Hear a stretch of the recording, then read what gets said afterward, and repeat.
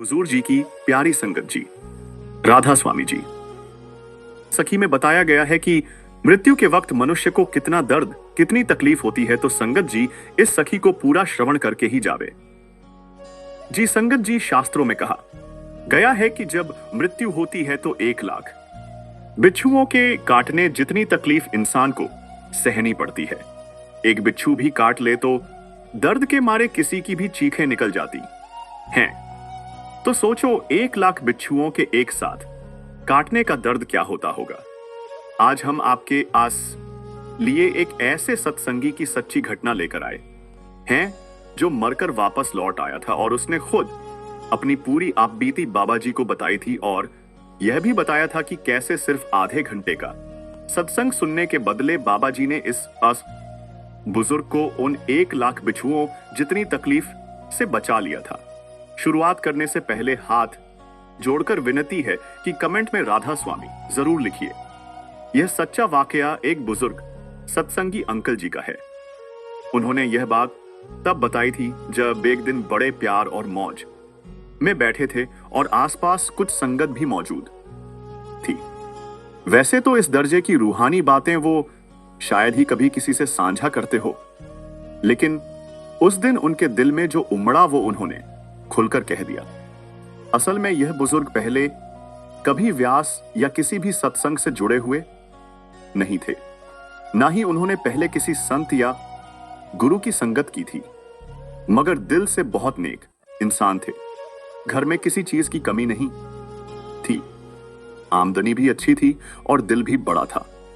अक्सर गरीबों को खाना खिलाना, जरूरतमंदों की मदद करना और पुण्य के कामों में लगना इनकी आदत थी। हिंदुस्तान के चारों धामों की तीर्थ यात्रा भी यह 2 से 3 बार कर चुके थे, लेकिन उस दिन जब वह दिल से बोलने लगे तो जो अनुभव उन्होंने साझा किया, अगर हम सब उसे पूरी तन्मयता से सुन लें तो यकीन मानिए यह बात हमारी जिंदगी भर की पूंजी बन सकती है। उन्होंने बताया, अब तो यह हाल है कि जब भी बाबा जी सत्संग करते थे देश के किसी भी कोने में, मैं हर बार वहां सबसे पहले पहुंच जाया करता हूं और कोशिश करता था कि स्टेज के एकदम सामने पहली कतार में बैठूं। यह मेरा नियम बन गया था और यह बात तब की है जब बाबा जी गद्दी पर बैठे थे और उस जमाने में भीड़-भाड़ या सिक्योरिटी का उतना टंटा नहीं था, तो बाबा जी हर बार मुझे पंडाल की सबसे आगे वाली लाइन में बैठा देख लेते थे। उन्हें ध्यान रहता था कि मैं हर बार आगे बैठा होता हूं। एक बार बाबा जी का दिल्ली में सत्संग था। उस दिन भी मैं सबसे पहले पहुंच गया और फिर स्टेज के सामने वाली जगह पर बैठ गया। सत्संग के बाद बाबा जी ने अपने एक सेवादार को भेजा। सेवादार ने मुझे कहा कि मुझे बाबा जी ने बुलाया है। जब मैं उनके पास पहुंचा तो उन्होंने बड़ी ही सरलता से मुझसे पूछा, भाई, हर सत्संग में तुम्हें सबसे आगे बैठे देखता हूं, तुम इतनी दूर दूर से आते हो, खर्चा भी होता होगा और तुम्हारा टाइम भी बहुत लगता होगा। तुम देश भर में होने वाले हर सत्संग में आते हो, क्या तुम्हारे घर वाले मना नहीं करते? कहीं तुम्हें कोई परेशानी तो नहीं, बच्चे तंग तो नहीं करते? मैंने बड़े भाव से कहा, नहीं बाबा जी, मेरे परिवार में सब मेरा मान सम्मान करते हैं, बच्चे भी बहुत अच्छे हैं, मुझे किसी बात की कोई कमी नहीं है, न धन की, न स्नेह की, न सम्मान की।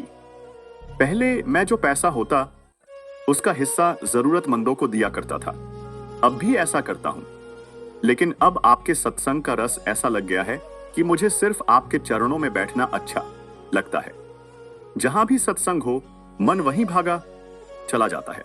जब उस बुजुर्ग ने अपनी बात बाबा जी के आगे पूरी की तो बाबा जी मुस्कुराकर बोले, यह तो बहुत सुंदर बात है कि तुम्हें सत्संग सुनना इतना भाने लगा है, लेकिन फिर भी ऐसा क्या हुआ जो तुम एक भी सत्संग मिस नहीं करते, हर बार सबसे आगे सबसे पहले बैठते हो?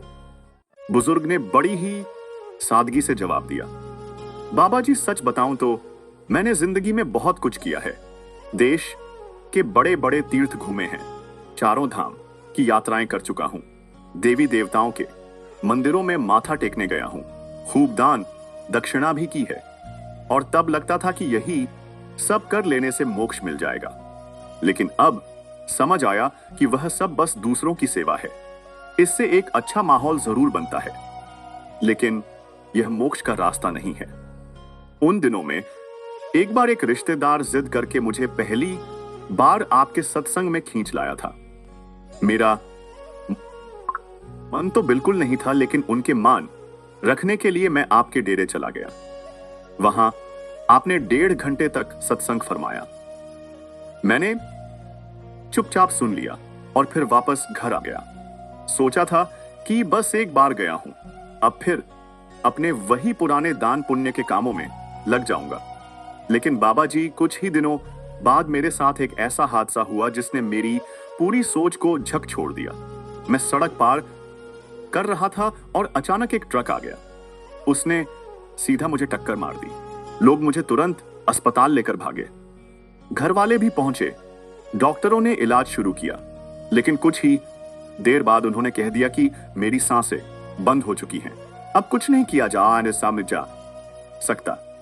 घर वालों की दुनिया उजड़ गई थी।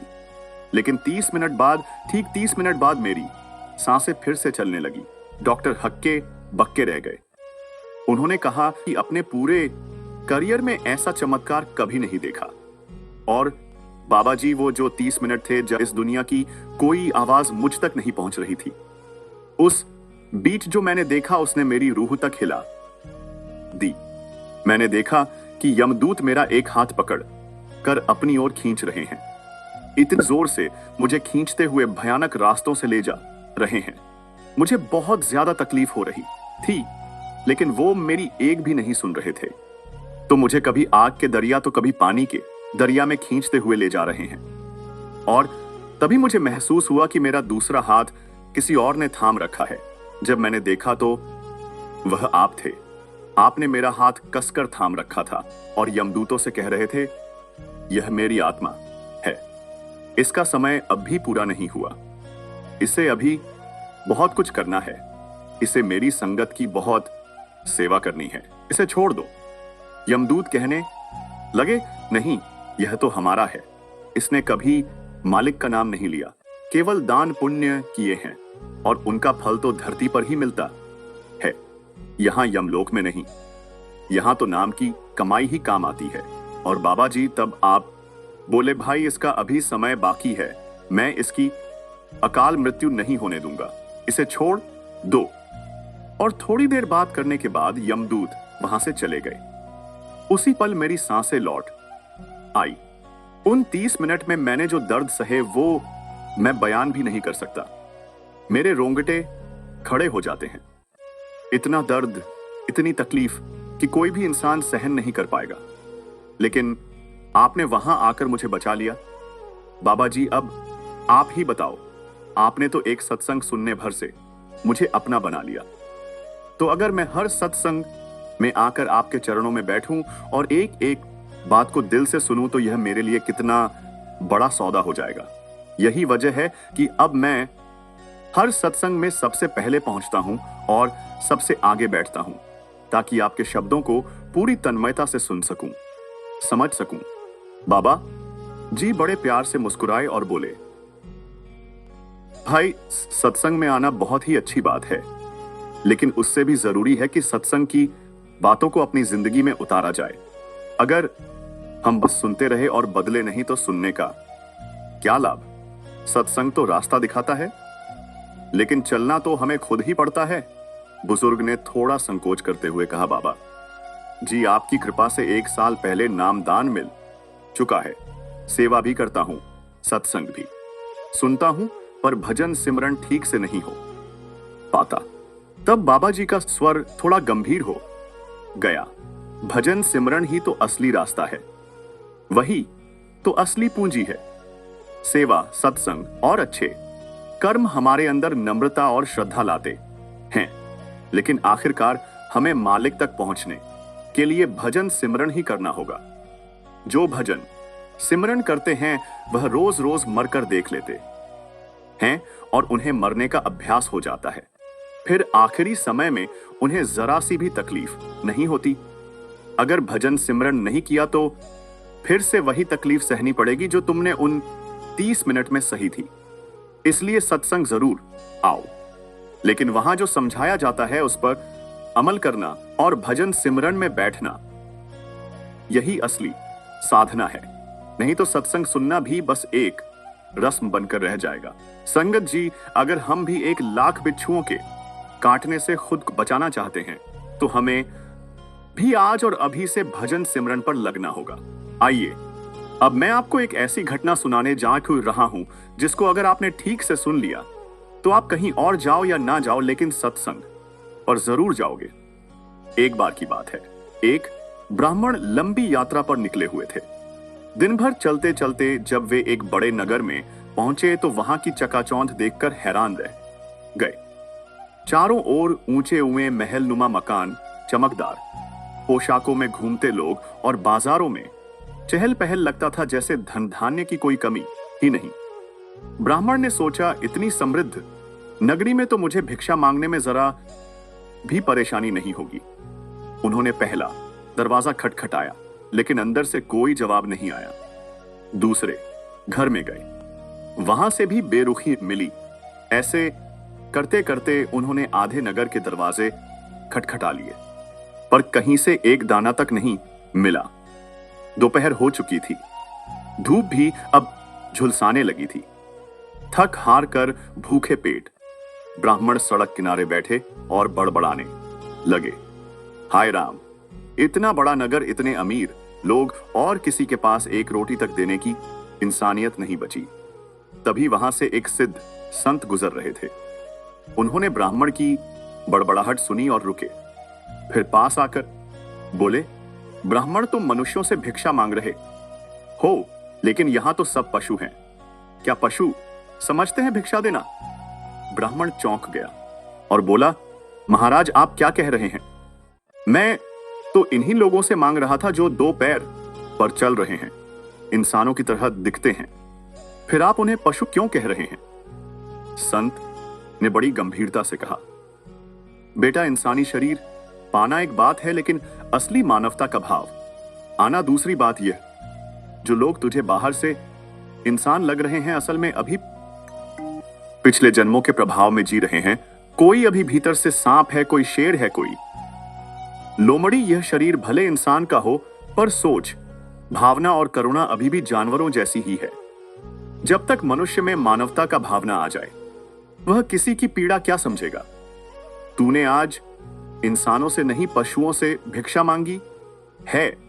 फिर संत ने अपनी झोली से एक छोटी सी बोतल निकाली और बोले, ले, यह जल ले और कुछ बूंदे अपनी आंखों में डाल ले। फिर जब तू अगली बार किसी से भिक्षा मांगे तो देखना कि वह तुझे असली इंसान लगता है या कुछ और। ब्राह्मण ने वैसा ही किया, आंखों में जल के छींटे मारे और फिर उसी रास्ते पर दोबारा चल पड़ा। अब जो नगर की तस्वीर उसने देखी वो उसे स्तब्ध कर गई। जिन लोगों को वह सुबह तक मनुष्य समझ रहा था, अब कोई कुत्ते की आकृति में दिख रहा था, कोई बिल्ली बन गया था, कोई सांप बनकर घूम रहा था। पूरा नगर मानो जानवरों का मेला लग रहा था। वो चलते चलते एक मोची की दुकान के पास पहुंचा, जो सड़क किनारे बैठा चुपचाप जूते बना रहा था। ब्राह्मण ने उसे देखा और यह देखकर आश्चर्य में पड़ गया कि उस मोची में उसे इंसान नजर आया। ब्राह्मण उसके पास गया और बोला, भाई, तेरा काम तो बड़ा मामूली है और मैं एक ब्राह्मण हूं। आमतौर पर मैं तेरे हाथ का खाऊं, ऐसा तो कभी सोचा भी नहीं था, लेकिन आज मुझे तुझ में इंसानियत दिखाई दी है, इसलिए भूखा हूं, कुछ मांग रहा हूं। यह सुनते ही वह मोची उठकर सीधा ब्राह्मण के चरणों में गिर पड़ा और भावुक होकर बोला, मालिक, यह तो मेरा सौभाग्य है कि मुझे आप जैसे भूखे भगवान को कुछ खिलाने का मौका मिल रहा है। फिर वह तेजी से उठ खड़ा हुआ और जितने पैसे उसने दिन भर में जोड़े थे उन्हें लेकर सीधा पास की मिठाई की दुकान पर पहुंचा। दुकानदार से कहा, भाई, मेरे पास जो भी पैसे हैं, इससे जो भी अच्छा बन सके बना दो। मेरे सामने भगवान खड़े हैं, मैं उन्हें भूखा नहीं भेज सकता। इतना कहकर उसने मिठाई वाले को पैसे थमाए और बोला, मैं अभी थोड़ी देर में वापस आता हूं। वो दुकान से निकला और अपने घर गया। वहां से अपनी ही बनाई हुई एक जोड़ी जूती उठाई और उसे लेकर चौराहे पर खड़ा हो गया ताकि उसे बेचकर कुछ और पैसे इकट्ठे कर सके और फिर अपने भूखे भगवान के लिए और कुछ सेवा कर सके। उसी नगर का राजा जूते पहनने का बड़ा शौकीन था। उस दिन राजा ने अपने मंत्री से कहा, अगर आज तुम मेरे पैरों के नाप की कोई खास सुंदर झूठी ले आए तो ना सिर्फ झूठी बनाने वाले को इनाम मिलेगा बल्कि तुम्हें भी मैं इनाम दूंगा। मंत्री अपने सहयोगियों के साथ नगर के बाजार में निकल पड़ा। घूमते घूमते उसकी नजर उस मोची पर पड़ी जो चौराहे पर एक जोड़ी जूती ले खड़ा था। उसके चेहरे पर अपनत्व और आंखों में करुणा साफ झलक रही थी। मंत्री उसके पास गया और बोला, भाई यह झूठी लेकर महल चलो। मोची थोड़ा घबरा गया और बोला, मुझसे कोई गलती तो नहीं हुई? मंत्री मुस्कुराकर बोला, नहीं, यह जूती बहुत सुंदर है। अगर राजा को पसंद आ गई तो तुम जरूर इनाम पाओगे। मोची और मंत्री दोनों जूती लेकर दरबार पहुंचे। राजा ने जैसे ही जूती पहनी मानो उसके चेहरे पर संतोष की लहर दौड़ गई। वह आनंदित हो गया और बोला, ऐसी जूती तो मैंने पहले कभी नहीं पहनी। लगता है जैसे यह मेरे लिए ही बनी हो। इसे किसने बनाया? मंत्री बोला, महाराज यह एक मोची ने बनाई है जो अभी बाहर खड़ा है। राजा ने तुरंत आदेश दिया, उसे भीतर बुलाओ। मोची जब भीतर आया तो राजा ने कहा, वैसे तो एक जोड़ी जूती की कीमत 2 रुपए होती है, लेकिन मुझे यह जोड़ी इतनी पसंद आई कि मैं तुम्हें 2 सोने की अशर्फी इनाम में देता हूं। इतना सुनते ही मोची हाथ जोड़कर बोला, महाराज कृपया ठहरिए, यह जूती मेरी नहीं है, मैं अभी उस असली मालिक को लेकर आता हूं। इतना कहकर वह दौड़ता हुआ ब्राह्मण के पास गया और उन्हें लेकर दरबार में आया। फिर बोला, राजन, यह जूती वास्तव में इनके लिए बनी थी। राजा अचंभित रह गया और पूछने लगा, यह ब्राह्मण यह कैसे जूती के मालिक हो सकते हैं? ब्राह्मण ने नम्रता से उत्तर दिया, महाराज मैं तो एक आम ब्राह्मण हूं, यात्रा में हूं और भूखा था। राजा ने मोची से पूछा, तो तुम झूठी क्यों बेच रहे थे? मोची ने भावुक होकर जवाब दिया, महाराज जब यह ब्राह्मण मेरे पास आए तो भूखे थे। मैंने अपने पास जो भी पैसे थे उनसे मिठाई लेकर इन्हें भोजन कराया। फिर सोचा कि जो जूती बनाई है उसे बेचकर जो भी पैसे मिलेंगे वह भी इन ब्राह्मण को दे दूंगा। मुझे नहीं पता यह कौन है, लेकिन मन में यह विचार आया और उसे मैंने पूरा करने का निश्चय किया। मुझे डर था कि अगर फिर मैं अपने विचार से डिग शायद इस जन्म में मिली यह इंसानियत भी खो दूंगा। राजा यह सुनकर बेहद प्रभावित हुआ और मोची से बोला, तुम गरीब हो, तुम्हारी आर्थिक स्थिति भी कठिन है, फिर भी लालच तुम्हारे मन में नहीं आया। सोने की अशर्फी के सामने भी तुम्हारा विवेक डिगा नहीं। यह सब तुमने कैसे सीखा? मोची ने हाथ जोड़कर कहा, महाराज मैं अपने गुरु के सत्संग में जाता हूं। उन्होंने सिखाया है कि जब कोई संकट में हो तो उसकी सहायता जरूर करनी चाहिए और किसी भी तरह की बेईमानी से कमाई गई चीज को कभी हाथ नहीं लगाना चाहिए। राजा यह बात सुनकर बहुत प्रभावित हुआ और ब्राह्मण से पूछा, इतने बड़े नगर में तुमने इसी मोची से क्यों मदद मांगी? ब्राह्मण ने उत्तर दिया, महाराज मैंने नगर के बड़े बड़े घरों के दरवाजे खटखटाए पर किसी ने एक मुट्ठी अन्न भी नहीं दिया। फिर मुझे एक संत मिले, उन्होंने मुझे एक शीशी में जल दिया और कहा कि जब भी तुम्हें असली मानव की तलाश करनी हो तो इसकी कुछ बूंदें आंखों में डालना। मैंने वैसा ही किया और फिर जब दोबारा नगर में चला तो हर इंसान जानवर जैसा दिखने लगा, कोई कुत्ता, कोई सांप, कोई बैल। लेकिन जब इस मोची को देखा तो उसमें मुझे इंसानियत की झलक मिली, इसलिए मैंने इससे भोजन मांगा। राजा यह सब सुनकर दंग रह गया, बोला, हमें भी उस जल की बूंदें दो, हम भी जानना चाहते हैं कि हमारे दरबार में कौन सच में क्या है। ब्राह्मण ने शीशी राजा को दी। राजा ने कुछ बूंदें आंखों में डाली और जब अपनी सभा की ओर देखा तो दंग रह गया। कोई लोमड़ी के रूप में दिख रहा था, कोई भेड़िया, कोई हाथी। पूरी सभा में पशु नजर आने लगे।